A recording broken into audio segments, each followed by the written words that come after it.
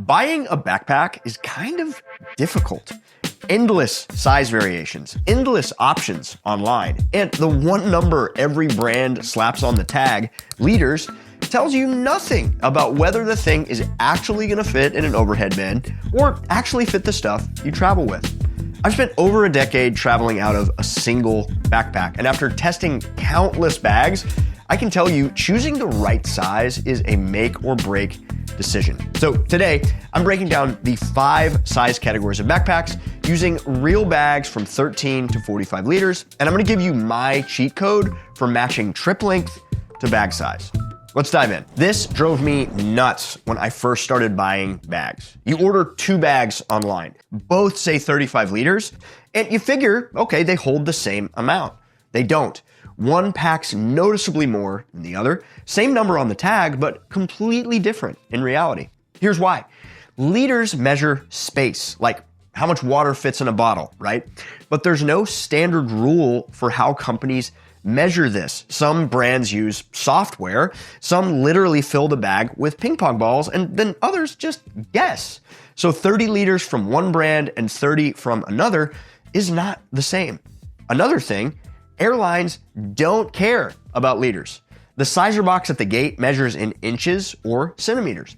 The Osprey Daylight 35 liter and the Matador Globe Rider are both 35 liters, but one of them will fit on a majority of airlines without hassle all over the world, and the other technically fits the Sizer on only 2% of airlines worldwide, which means a fee or a checked bag you never planned for. Nobody wants to be the person standing at baggage claim or paying for a bag on a trip that you plan to do carry-on only. Now, this isn't all to say liters don't matter. They do. They tell you roughly how much a bag holds, and that's how you match it to how much stuff you can bring. And knowing yourself, then infer what length of trip it might be good for. So in short, use liters to pick the right size for your travel style, and then use the actual dimensions to compare what airlines it will fit on. That is exactly why we built willmybagfit.com. You punch in your bag's dimensions, and it tells you which airlines it's gonna fit on, no problem. Link below.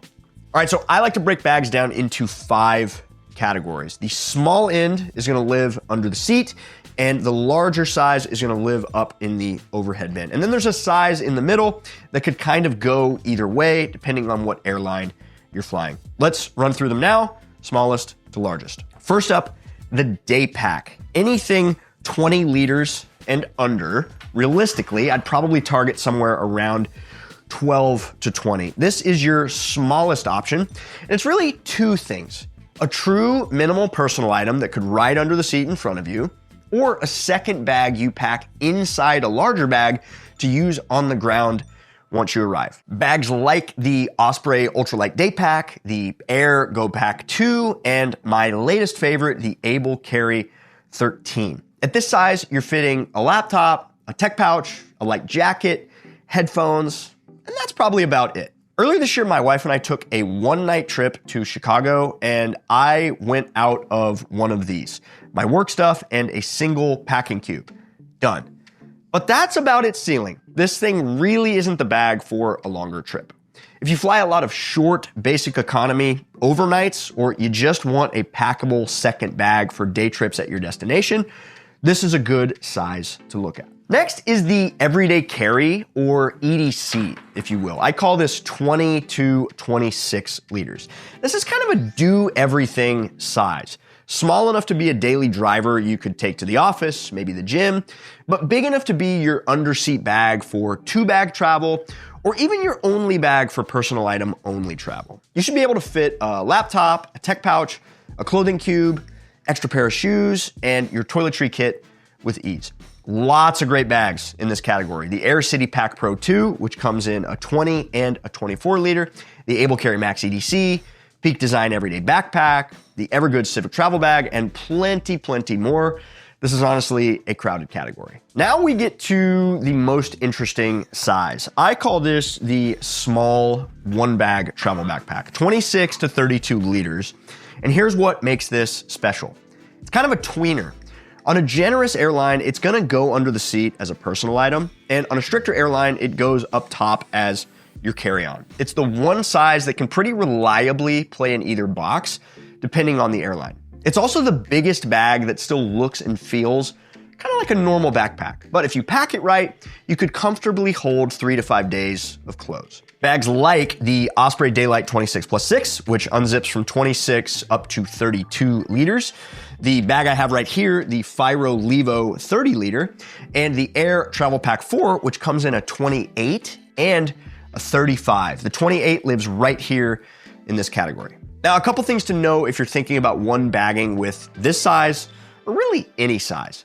Packing cubes. They're not required, but for me, they're the difference between a bag that's organized and a bag that's just a pile. They give everything structure and make packing and unpacking way faster. And I would plan as if you'll do a little laundry, which just lets you pack less in general. If you can't do laundry, refuse to do laundry, or you think you're gonna need a brand new outfit every single day of your trip, you might wanna size up. Now, one more thing every traveler should have, and it takes up zero space in your bag, is a good VPN. A VPN encrypts your internet connection, and it lets you choose where it looks like you're browsing from. My VPN of choice is Surfshark, and I've been using them for years before they ever became a sponsor of this channel. Surfshark encrypts your connection on public Wi-Fi, so checking your bank account or logging into email in the airport cafe isn't a risk. It's also got built-in antivirus, so the software side of things is covered too. But the feature that I use most on the road is changing my location. If your bank flags foreign login attempts and then locks you out, you can just make it look like you're still at home. Same when your favorite show vanishes because you crossed a border. You can switch your location and keep on streaming. You can use Surfshark on unlimited devices. My wife and I have it on all of our phones, all of our laptops, under one account. If you want to check out Surfshark, I have a discount for you. You can head to surfshark.com/awaytogether and use code awaytogether to get 4 extra months. Big thanks to Surfshark for sponsoring today's video. All right, now we're in the sweet spot, 32 to 40 liters. This is, in my opinion, the heart of one bag travel. And if you're brand new to one bag travel, this is the range that I would point you to. At this size, I can fit enough clothes for a 10-day to 2-week trip, extra pair of shoes, toiletries, tech pouch, and other travel day essentials as well. Laptop, light jacket, maybe more. And the bag that I keep coming back to here is Air's Travel Pack, the Travel Pack 4 in the 35 liter size. It's the exact bag I used in my dream one bag travel setup, and it's one I've taken on trips for up to a month at a time. There's a lot of great options here, and whatever bag you go with, what you want to look for is real organization and pay special attention to getting an opening style you like. Now, another important point to consider is that size and weight are two completely different things, and liters only really kind of tell you one of them. Take the TomTalk Navigator, for example. It's a 40 liter bag right at the top of this range, but it weighs only 2.36 pounds. Compare that to a bag like the Tortuga Travel Backpack Pro, also right around 40 liters, and it's not a bad bag at all. It's actually the most comfortable bag we've ever reviewed. But at around 4.5 pounds, it's on the heavier side. On a strict international carrier, weighing your carry-on with a 15-pound limit, that difference is most of your allowance is gone before you've packed a thing. So don't just shop liters, check the weight too. And what does that leave us with? Well, I call this category the big boys, 40 to 45 liters. This is the Peak Design Travel Backpack. It maxes out at 45 liters. And my first ever travel backpack, the Osprey Porter, is a 46. In most cases, 45-ish is around the ceiling for a carry-on. If you go much past that, you're probably gonna end up having to check it if the people at the gate are paying much attention. These are also often going to be the heaviest bags. This is the size most likely to get pulled at the gate on smaller planes. So what I would say is reserve this size for what it's actually good at. North American domestic flights where the limits are looser, or winter trips where you're hauling heavy boots and a thick coat. For most normal travel, it's overkill. That said, these bags absolutely have their place. For me, this 45 would come off the shelf when I've got a ton of extra stuff to haul. This Peak Design 45 is the perfect example. I love this bag, but I'm really only reaching for it when I'm carrying like a lot of camera gear, and that plays right into Peak Design's whole camera cube ecosystem. So if you've got a specific reason to go big, gear, a special event, a serious winter trip, a 45 is there for you. Most people just aren't actually going to need it very often. So which one is right for you? Well, here's my rough cheat sheet, and I'll stress rough.